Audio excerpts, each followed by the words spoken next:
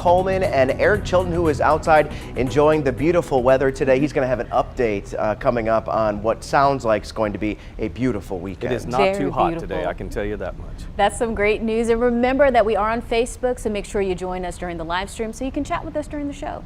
We begin this afternoon with an update to a developing story in Winston-Salem. Students, teachers, and staff returned to Mount Tabor High School today for the first time since Wednesday's shooting. They weren't heading back to the classroom, rather just picking up belongings left behind in the chaos. The flag in front of the school now flies at half-staff. Someone shot and killed 15-year-old William Miller Jr. Investigators say the fellow student who shot him is in jail awaiting charges. We don't know much about that suspect, only that he is a male juvenile. This evening, community members will gather to pray for Mount Tabor and the life lost in the shooting. WFMY News 2's Avery Powell is live outside a church where they are preparing for another vigil tonight. Avery. In about 2 hours, community members will come here to Emmanuel Church in Winston-Salem for a prayer service. The church is closely connected to the Mount Tabor High community. It's actually right across the street from the school's football fields. And as you heard, students were able to go back inside the school today to gather their belongings. That was 2 days after the Wednesday shooting. I talked with a mother, Patricia Glenn, whose son plays on the Mount Tabor football team. She told me going inside today was, quote, daunting, and that you could see the trauma on people's faces. Before our interview, she said she went to drop off food for her son's coaches, her way of saying thank you and offering up support to the people who protected her child during a scary situation. She tells me she can't imagine what everyone has gone through in the last few days. With this incident and the pandemic, it has taken a toll on her son. It's been a lot because that's one of the first things he said, Wednesday. He's like, Mom, we survived COVID, and then to go into the second week of school and to go through this, how much more can we take? Glenn also told me this is such a tight-knit community and they really have come together no matter who they are. She commended the teachers and staff for their bravery and called them heroes. As for that community, the pastor of the church told me he wants everyone to know that they are here for them, the students, the families, and the community as a whole. That prayer service starts tonight at 6. Avery, thank you. Even though students went back to get belongings today, they won't actually return to class until Tuesday after the holiday. Extracurriculars and practices can resume Monday. Mount Tabor's football game scheduled for tonight is postponed until next Thursday. They will play Page High School in Greensboro. Wake Forest University is honoring Mount Tabor High School ahead of their first football game of the season. They painted a Mount Tabor High School Spartan Strong logo on their football field wall. It will be there for their game against Old Dominion tonight at 7. The city of Winston-Salem also showing support for Mount Tabor community. The twin arches over Highway 52 and Green Street were lit up in the school colors, blue and gold, as well as the city skyline. Mayor Alan Joynes asked that all cities' lighted structures show those colors last night. Other high schools across the Triad are showing they are Spartan Strong in support of Mount Tabor High School. Brad Royal, principal of Ronald Reagan High School, shared this picture of the school's administration wearing navy blue and gold. He called for everyone at the school to do the same. West Forsyth High School principal Kelvin Spainhour also asked his staff and students to wear blue and gold. And Central Davison High School students plan to show their support tonight at their school's football game. All right, now on to coronavirus. I want to show you a trend I'm noticing among our state's hospitalizations. Today's number is 3,800. It's just one higher than yesterday. Obviously, that's great news. In fact, this number has only gone up about 100 over the past 4 days. That's a noticeable improvement from what we saw prior to that. These days saw significant increases between 50 and 150 every single day. Now, don't get me wrong, any number higher than the day before is not good, but right now our daily increases are much lower than we saw even 2 weeks ago. Today we learned that the face of Atrium Health at Wake Forest Baptist's coronavirus updates, Dr. Christopher Uhl, got COVID-19. Dr. Uhl says he was vaccinated and he and his family were very careful and still got the virus. But he says thanks to the vaccine, he is doing really well. He does, however, have a warning for folks planning to travel for the holiday weekend. Travel, it's probably a little late to talk to people about their travel plans, but You know, it's not exactly where you go, but it's what you do. You'll be masked on the plane. You just need to be masked in public transport. And just be careful about where you're going and what you're doing. The CDC is urging unvaccinated folks not to travel for the holiday weekend. Bad news for barbecue fans. This year's Lexington Barbecue Fest has been canceled. Organizers say they made the tough decision in the interest of public health as coronavirus cases rise and vaccination rates remain low. They also say the barbecue restaurants that help every year are still dealing with supply and staffing shortages. The annual festival won't return until next October 22nd. Well, let's look at our forecast. And, you know, we're talking about a temperature change that nobody complained about. Now, if you were out early this morning, like I was, it was in the 50s, and it felt, now, you know, come January, we will wish that we could have overnight lows in the 50s, but it felt very cold because we're not used to that yet. We haven't acclimated. But 77 in Greensboro right now, 81 in High Point, 79 Winston-Salem and Walnut Cove and Reedsville. Mount Airy's at 77. It's comfortable all the way around. In fact, when you factor in the humidity and use this dew point reading here, when you get into the 50s, that is just comfortable. We were actually in the 40s for dew points the other day, but 53 degrees, that is a very comfortable dew point. I can tell you right now, even though being outside and the sun is shining brightly, clear skies, even with the suit on, it's really not all that bad. 58 will be the low tonight, clear skies, so that's our morning temperature when you wake up. Mostly sunny tomorrow with that high of 84. Our holiday weekend looks absolutely beautiful. We're going to show you the entire 7-day forecast coming up. Let's get to your 4 to 5 roundup. A business is cleaning up after High Point police say a car hit the store this morning. Police say it happened just before 9:30 this morning at the store on Oakview Road. No one was injured. The National Highway Traffic Safety Administration says traffic deaths are back on the rise in the U.S. The administration says deaths in the first quarter of 2021 rose by over 10% from last year, even as driving has declined. The trend of increasing traffic deaths started last year when the U.S. had the most deaths since 2007. The NHTSA says these deaths can be attributed to risky behaviors like speeding, not wearing seatbelts, and driving under the influence. A Triad woman spotted a mama bear and her cubs in Stokesdale this morning. She was able to grab some pictures of the mom, but the cubs, they had already ran off. Erin Travlin says she spotted them near Carolina Marina off Ellisboro Road. And ABBA fans, the band is saying here we go again, announcing it will release new music for the first time since the early 80s when the band broke up. The group released 2 new songs yesterday that will be on the new album Voyage. The album will be released in November, and the band announced it will also be performing as digital avatars next May in a series of concerts. We'll be right back.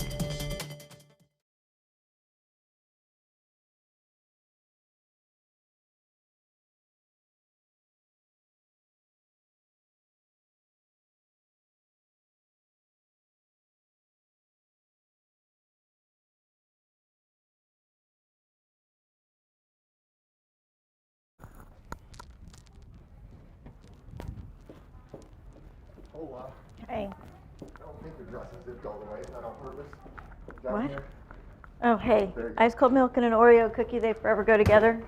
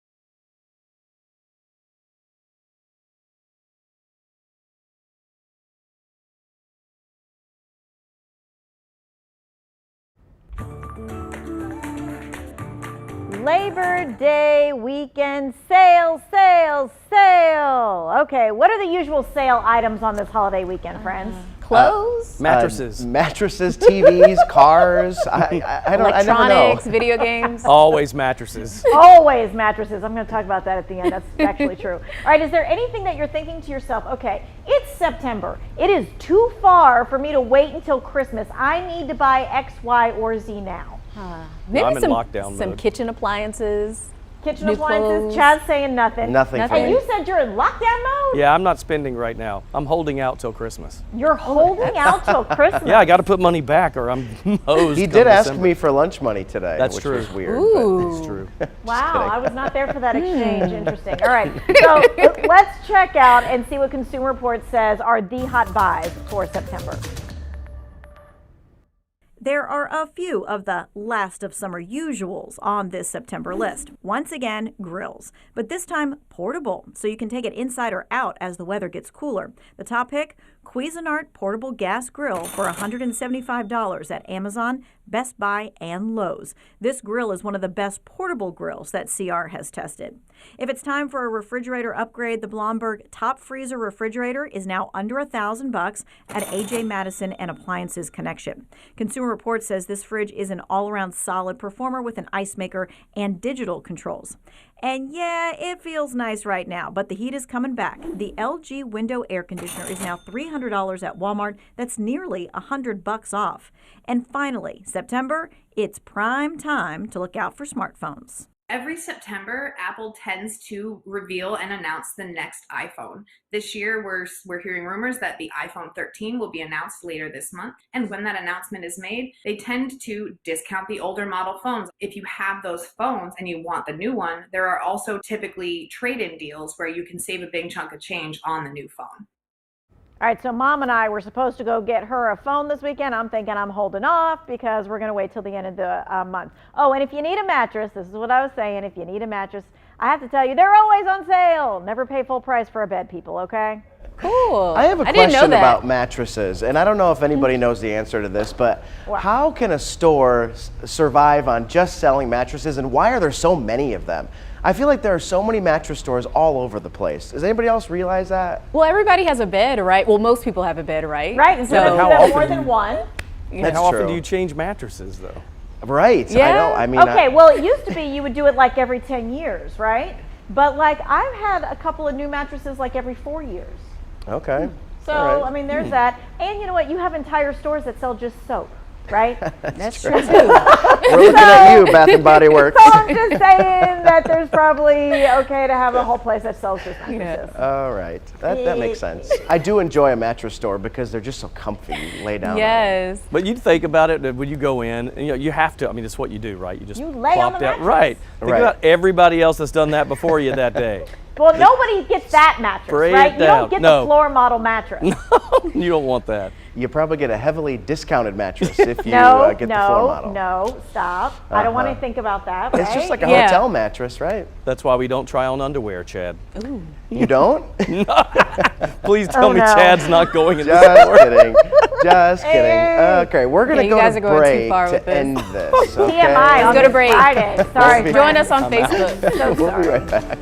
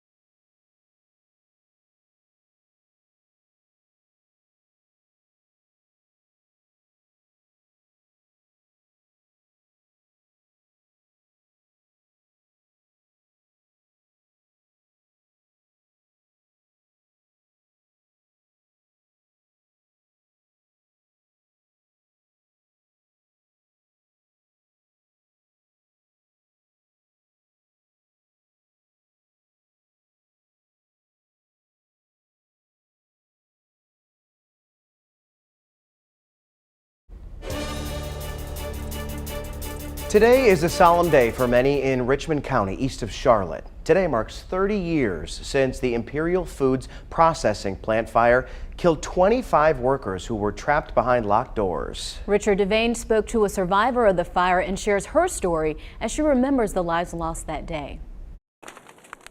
Annette Zimmerman still deals with the emotions from that day 30 years ago, when she and her two friends went to work at the Imperial Foods processing plant. Margaret Banks and Brenda Kelly, we generally stuck together. We were known as the Three Musketeers of the plant. The plant processed chickens for restaurants, and in those days was one of Hamlet's biggest employers. The wages were low, but it was work. On that day, the friends got separated and were assigned different tasks. I stopped on another line to speak to somebody. Then a fire ignited, flames fueled by grease, quickly coating the plant in a wall of thick black smokes. Lights flickering. Panic ensued. Zimmerman and the other women in the plant desperate to escape. All you could hear was the screaming, and we get to the area where we knew we could go out, only to find out it was locked from the outside. Emmett Rowe, the owner, had them locked, he said, to prevent employees from stealing chickens. Thankfully, someone managed to crawl out a hole and get help. But for some, it was too late. Of the 81 employees working at the time, 25 died. An additional 40 were injured. Zimmerman, one of the injured. Her two friends? I suffered for years from depression because Margaret and Brenda both died, and could never understand why I didn't. Making this story even sadder, a FEMA report found that in the 11-year operation of the Imperial Foods plant, the state never inspected the facility. Beautiful forecast for us folks as we head through this holiday weekend. To be honest, it couldn't get much better than this because these temperatures, especially today, I mean, these temperatures, I wonder how many people are already gone from the office if they haven't left by or even came in at all today. 77 in Greensboro, 79 Winston-Salem. It was downright chilly this morning, wasn't it? We were seeing temperatures in the 50s. I mean, it felt like 40s. We did see some 40s in higher elevations, but most folks were in those 50s, and it was chilly. Felt good, though. We'll take that, right? Nice little break. We'll get some 50s for overnight lows again tonight as well. Winds are fairly light. I mean, we're only seeing about 3 to 5 miles per hour. Not bad. Hour to hour heading into the night. Tonight, all clear, just a couple of clouds, maybe around that 2 a.m. mark, but we'll be in the low 60s by that time. I think we bottom out around 58 for tomorrow morning with crystal clear skies again tomorrow. You can see why. There's hardly any precipitation around the mid-Atlantic states, or at least the south and the Carolinas for that matter. Big ridge of high pressure in control. That slips down to the south and stays in control for Saturday. Now by Sunday we might see the approach of that front. We'll go with about a 20% chance of a shower then. Just want to show you what's going on with Larry. This one stays out in the middle of nowhere, but could be a category 3 or 4. In fact, should be as we head through the weekend. Still too early to make any calls on that. We'll keep you posted. 7-day forecast. It is beautiful. Mid 80s for Saturday, Sunday. Upper 80s on Monday. It's really nice through that period. By Wednesday, we have a chance of a shower or storm again. It's a 30%, but we're in the upper 80s then. That'll cool us down as that front moves by. And Thursday and Friday, scattered clouds and mid 80s. The remnants of Ida have left more than 40 people dead across the Northeast. The storm tore through towns with powerful floods and tornadoes, triggering hundreds of rescues. In Louisiana, where Ida tore through as a Category 4 hurricane, an investigation is underway after several nursing home patients were relocated to a makeshift shelter at a warehouse and died. With hundreds of thousands still without power and other critical supplies in Louisiana, their governor is urging everyone to stay calm.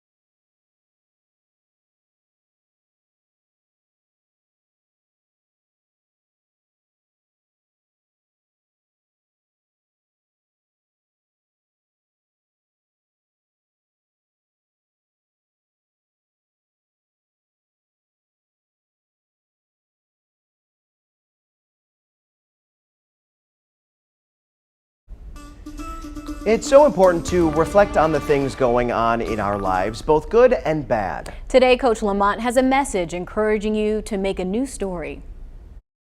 Over time, we have all grown frustrated in some area of our lives. Maybe you experienced a setback. Maybe someone you thought would be there for you wasn't. Maybe you wanted more out of life, but it seemed life didn't want more back. And now you find yourself no longer giving life a full effort. I understand, and honestly, I've been there. I found myself only partially trying because I feared personal rejection. It's because we continue to replay the negative pictures we see. We put these movies of our lives on the mental screens of our minds, never becoming the hero of our own stories. Regardless of what you have faced, you are still here. And I promise you a shift is coming to your life. But you have to believe. Believe now. Believe that a new mental movie is going to replace the old movie of your life, and you will become greater than you are right now. So let's win life together. You have to believe that you are growing towards a better you. And my friend, that is the place you start. This is Coach Lamont reminding you to have your best you day. I'll see you tomorrow.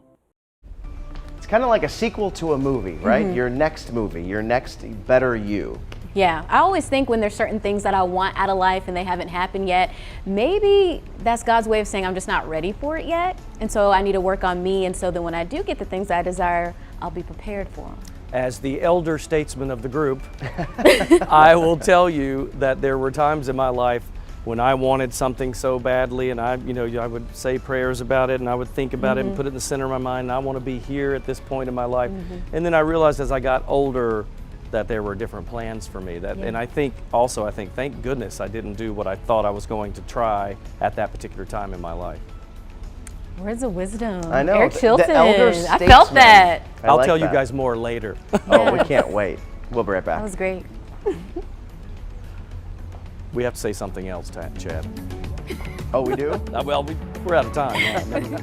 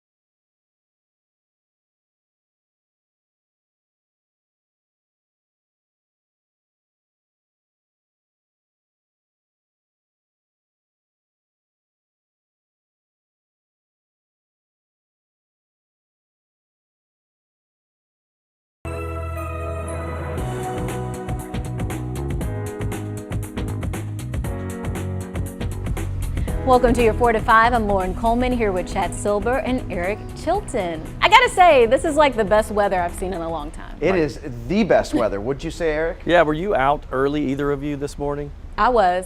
Yeah, so I got out and Chad was painfully quiet. Just, right. Not getting up. Doesn't early. wake up till noon. Yeah, so I was out early this morning. My wife is forcing me to work out. That's another issue for another day. We'll talk about that later. But it was low humidity and it felt like it was probably low to mid 50s. It was really comfortable. So we'll see a little bit more of that. And Eric will fill us in on the details for Yes. our weekend in just a bit. We are live on Facebook, streaming there, as well as talking about different things, so come join us. Yes, and we begin this half hour with an update on the tragedy at Mount Tabor High School. A flag flying at half-staff in front of Mount Tabor High School as students, teachers, and staff came back to pick up their belongings today. And just 2 days ago, police were escorting them in buses to be reunited with their parents. Someone shot and killed 15-year-old William Miller Jr. that day. Investigators say the fellow student who shot him is in jail awaiting charges. We don't know much about the suspect, only that he's a juvenile. Ninth grader Zachary Roberts was inside Mount Tabor High School when the shooting happened, forcing the school into an hours-long lockdown. I'm terrified. I don't know if I want to go back. I know I have to. I'm just glad he's home, but other people are not so fortunate. And my heart goes out to Shannon. Hundreds gathered at a vigil last night to show their support for the Tabor family and grieve together. There will be another prayer service just up the road from the school at Emmanuel Church. Church leaders say anyone is welcome tonight from 6 to 7 p.m. Even though students went to get belongings today, they won't return to class until Tuesday after the holiday. Extracurricular activities and sports practices can resume Monday. Mount Tabor's football game scheduled for tonight is postponed until next Thursday. They will play Page High School in Greensboro. We have some bad news for barbecue fans out there. The annual Lexington Barbecue Festival will not happen next month. Organizers say they made the decision to postpone in the interest of public health as COVID cases rise and vaccination rates remain low. They also say the barbecue restaurants who participate every year are still dealing with supply and staffing shortages. Most definitely, we are all suffering from lack of employees. Actually, I've got 7 out right now in quarantine. Most of those are high school students. If you know, Davidson County had a really bad situation when school started. They did not have a mask mandate. Therefore, you know, a lot of us employ the high school students and they're home and they're quarantining or they're sick. The 38th Annual Barbecue Festival will now be Saturday, October 22nd of 2022. The job market saw much lower gains last month, which was a big disappointment for many employers. In the past week, more than 9,300 North Carolinians filed for unemployment, still much lower than days when we had over 50,000 claims at the start of the pandemic. Since March 15th of last year, more than 1.5 million people have applied for unemployment benefits. A reminder, pandemic unemployment benefits are coming to an end in our state. The additional $300 on each unemployment payment will stop tomorrow. State lawmakers voted to end the benefits, arguing they acted as a crutch keeping people from working. 26 states have now opted out of the additional money, hoping it would get more people back to work. While some businesses are struggling to hire, Tyson Foods is strengthening some benefits for their workers to encourage them to get a COVID-19 vaccine. The company is requiring its entire workforce to get their shot by November 1st. Thousands of them work at the company's chicken processing plant in Wilkesboro. But Tyson's is sweetening up the deal here. Starting January 1st of next year, fully vaccinated team members can begin earning up to 20 hours of paid sick leave per year. New hires will also receive 1 week of vacation after 6 months of employment. Across our state, we are seeing a slow but continued rise in our vaccination numbers. The State Department of Health says 64% of people eligible for the vaccine have gotten at least 1 dose. 59% of that population is fully vaccinated. When it comes to vaccinations, there's still a large group left. Those under 12 years old are not eligible to get the shot, But the head of the CDC says it's hopeful that children under 12 will be able to get the vaccine by the end of the year. CBS News has the latest push to keep kids safe.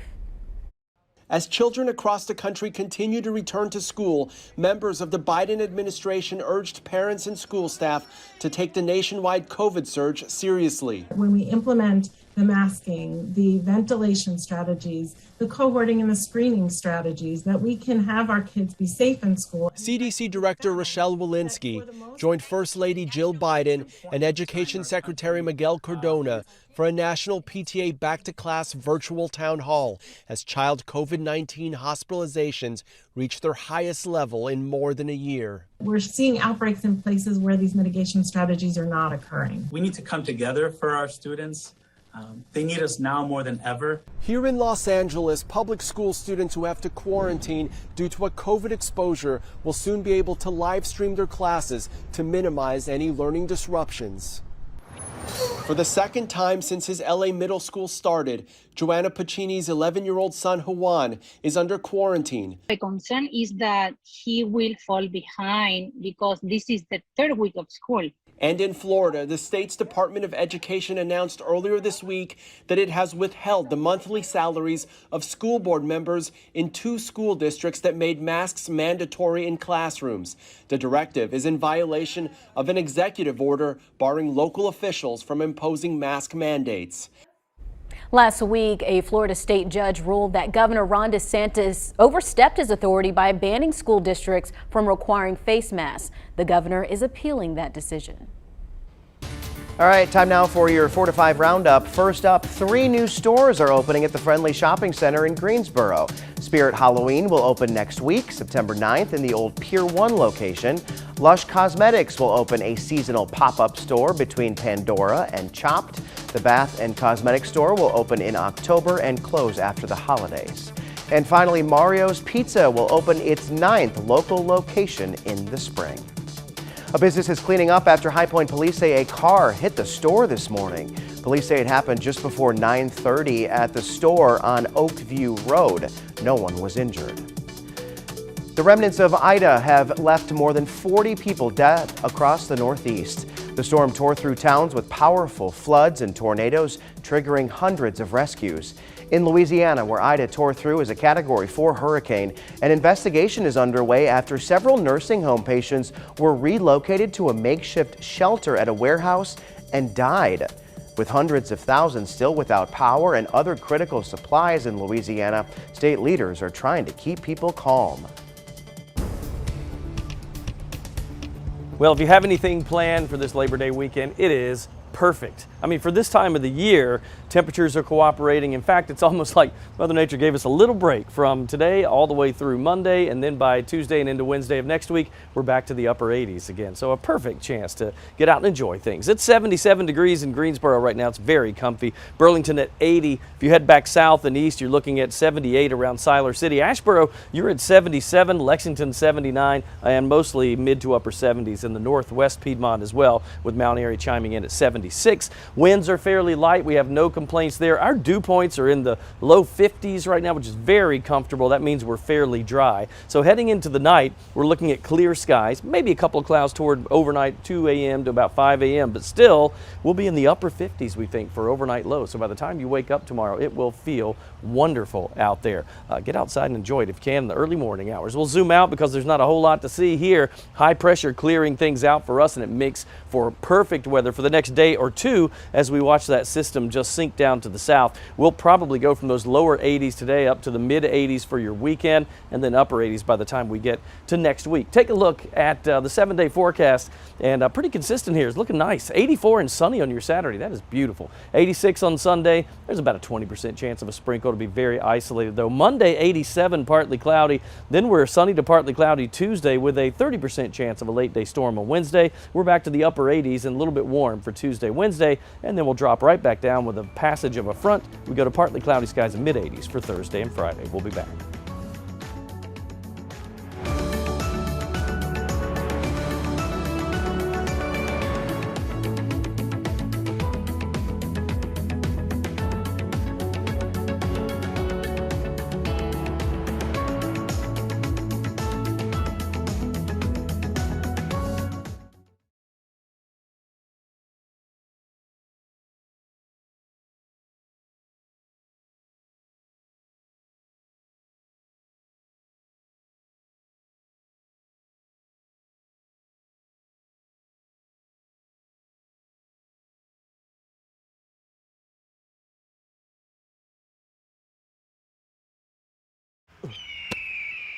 Yeah, warm it up.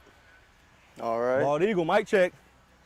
Mic check, Bald Eagle. Can you hear me? 1, 2, 3, 4, 5, 6, 7, 8, 9, 10. Can you hear me? Can you hear me? I can't hear y'all. Just so y'all know, I do not hear anything. There. Okay. Yeah, there we go. There we go. We good then. All right, Britt, give me a mic check. Mic check. 1, 2, 3, 4, 5. Can you hear? Can you hear him too? Can you hear him too? Can you hear him? Go ahead, mic check, Britt. Mic check. 1, 2, 3, 4, 5. All right. 2 minutes. Straight live. Let's knock it out. All right, Brick. I'm gonna.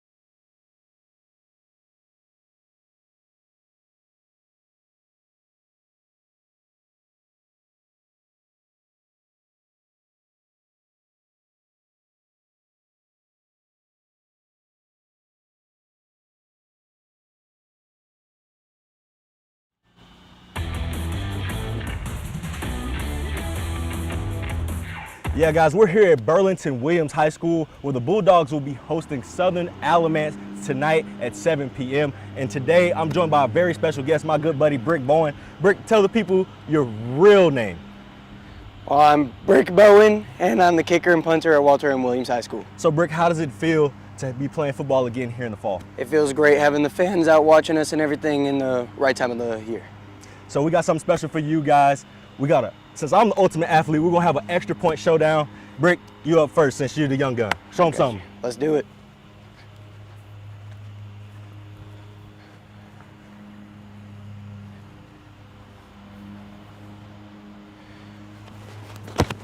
Uh-oh, that is money. That's money, that's tough to follow. Hey, team me up, Brick, team me up. I got you. All right, y'all. Let's see what we got. I'm a little old, my quad's a little tight.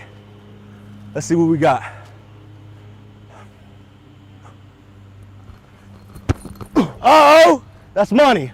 Always That's good. money, that's money. So again, tonight, kickoff is at 7 p.m.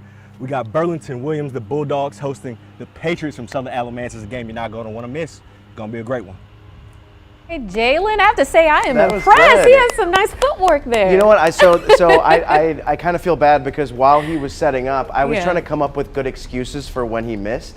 And you were like, ooh. But then he didn't miss. I was going to say, it's not your fault. You weren't wearing proper shoes for that. Maybe you didn't Yeah. stretch for that, or it's been a while since you've kicked the ball. You should have just talked to it in his ear, because he can hear us. You should have been, no, miss it, no, move. Oh, that would have been good. Oh, No, that was really good, but he knew he was going to get that. Yeah. He was trying to play it up like he wouldn't. I know, he's so athletic. But he gets it Yeah. honest. His dad was a pro baseball player, so he gets it honest. Yeah. I'm curious to see how fans are going to enjoy the weather tonight, Chilton. Yes. Yeah, so if you think about this, our temperature, we're only in the upper 70s right now. So by kickoff time, you're looking at probably mid 70s, 75, 74 degrees. It will be absolute perfect September football weather. I wonder if we'll see anybody in hats, scarves, sweatshirts. Pumpkin spice By lattes. the end of the game, maybe. The pumpkin spice latte. That's it. Yeah. Have you had one yet? I know that's your thing. I haven't. I did go to Starbucks, but I need to get the pumpkin spice next time I go. I could drink that in 90-degree weather, though, Lauren. Too good. We'll be right back.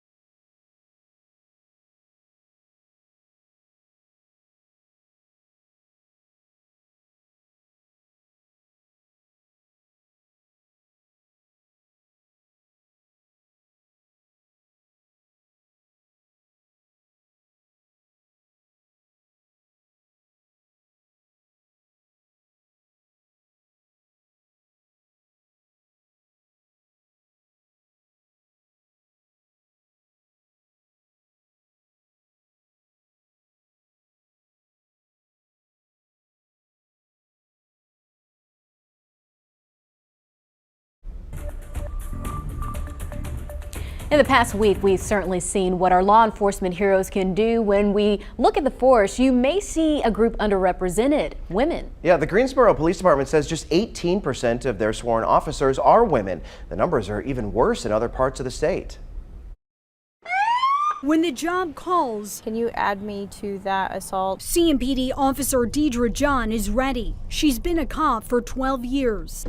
The policing environment is predominantly a male environment. As a mother and a wife and a sister, like I have learned to be able to communicate differently because I don't possess the physical aspects that a male may possess.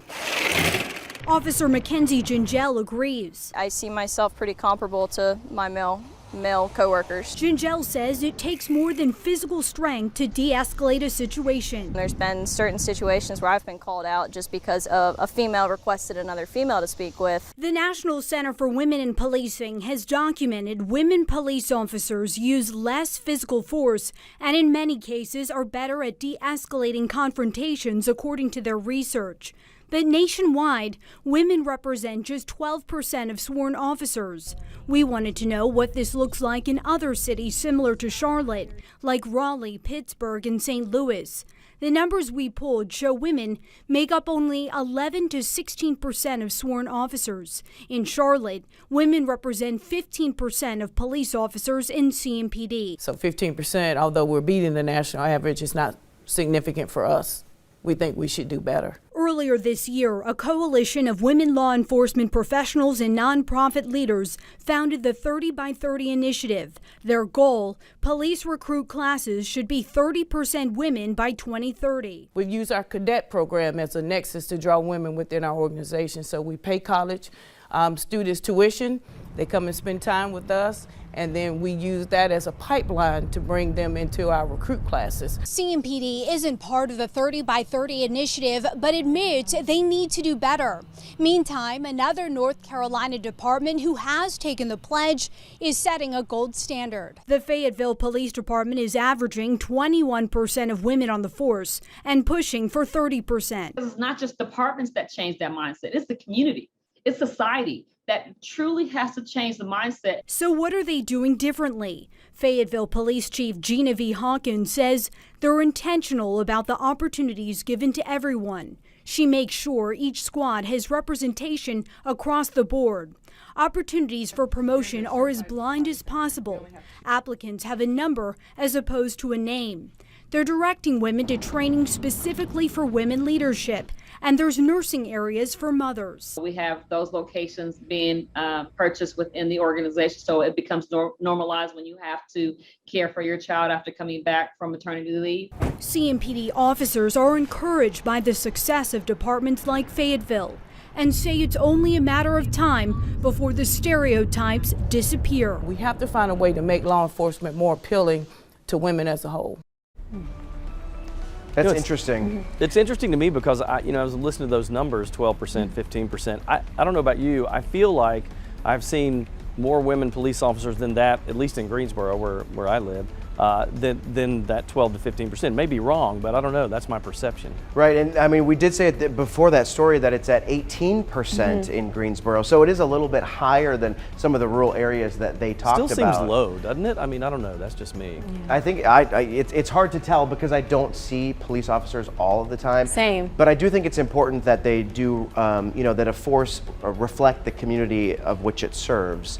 And obviously there are way more than 18% women in the city of Greensboro. Absolutely. I think in that package they were also talking about some recruitment efforts and things to get girls more involved, because that exposure is important. Because I think when I was a little girl, I wasn't thinking about being a police officer, but maybe if there was a camp or something that introduced me to that, who knows, maybe I'd be in law enforcement. It's like that STEM camp, where they get girls interested in different fields that revolve around STEM. You could do like a police That's the way. If you see yourself reflected, you might want to be a part of it. Yeah, I can do that. Absolutely.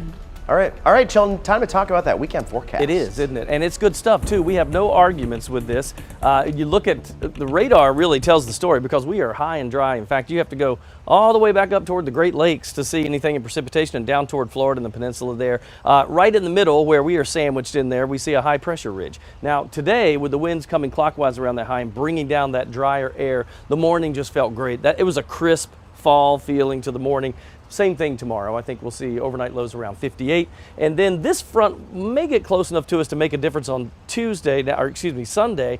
I think that low will be lifting to the north and taking most of the rain with it. But it is something that we'll watch, and I'll keep a 20% chance on Sunday just in case. This weekend, temperatures look great. You're looking at 84 on Saturday, 86 on Sunday. We'll build back, though. By Monday, Tuesday, and Wednesday, we're back to the upper 80s. Rain chances slim on Sunday, 30% Wednesday. And by Thursday and Friday of next week, rain chances almost out, partly cloudy with highs at 84 and 85 degrees.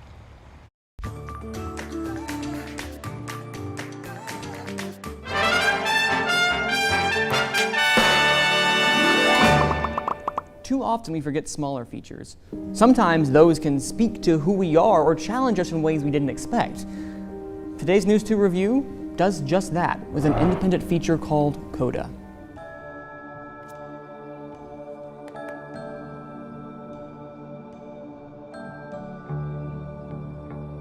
Premiering at this past year's Sundance Film Festival and already winning numerous awards, CODA, which stands for Child of Deaf Adults, is about the 17-year-old Ruby, the only hearing member of her deaf family. Since she was a little girl, she juggled working on her family's less than successful fishing boat, as well as serving as the sole interpreter for her family. Although now, when she discovers a natural gift for singing thanks to her music teacher, Ruby must wrestle with an obligation towards her family and the possibility of going to college and finding her dream. Does that sound conventional? Well, it's because it is. CODA is that classic, albeit predictable drama that goes on this journey of self-discovery, not only for our main character of Ruby, but for us, the audience. CODA succeeds in its timelessness and also provides fresh perspective by centering its narrative around a community that is overlooked in film far too often. Case in point, Hollywood has a bad habit of casting non-deaf actors in roles that should be played by deaf performers. However, not in CODA. Our three main deaf actors, Academy Award winner Marlee Matlin, Troy Kotsur, and Daniel Durant, shine bright alongside newcomer Amelia Jones. All of them are the driving force for this universal story of family that is bound to leave a tear in your eye. It's a simple story, and yet it knows exactly what it is.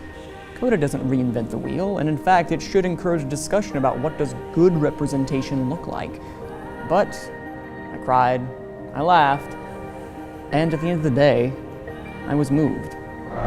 And maybe you will be too. I'm going to give CODA our first News 2 approved. You can find CODA in select feeders and streaming on Apple TV+.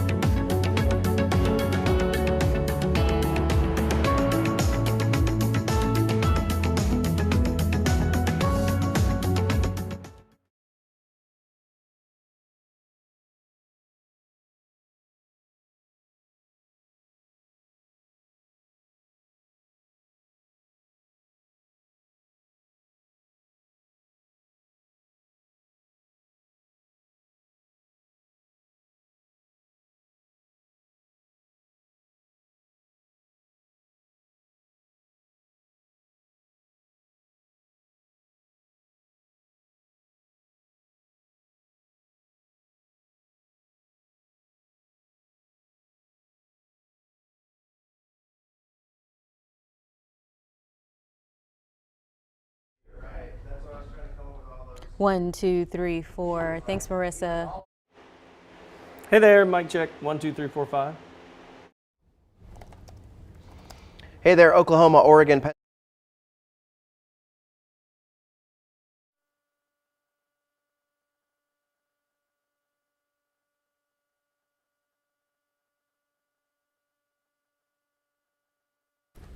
Mic check, mic check.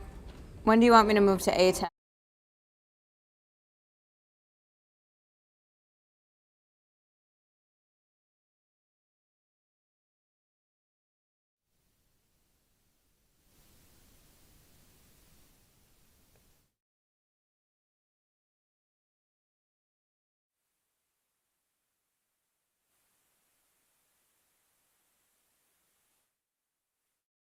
Did you just ask me for a mic check? Because if you did, I can't hear you.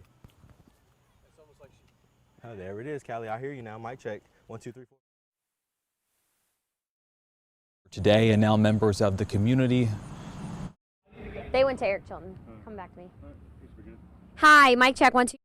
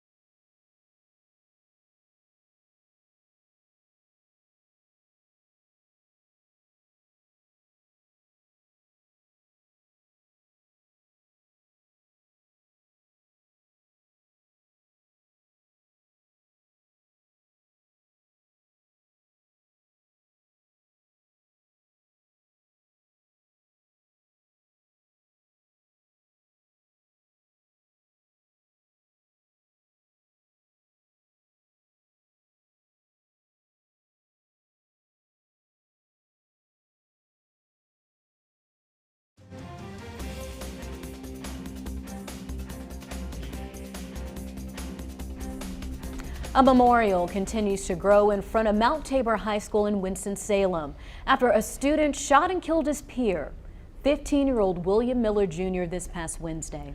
The flag in front of the school is flying at half-staff today, a remembrance of the moment that changed countless lives. Many students and staff returned to Tabor today for the first time since Wednesday to pick up cars and belongings left in the rush to get to safety. WFNY News 2's Denise McMiller spoke with students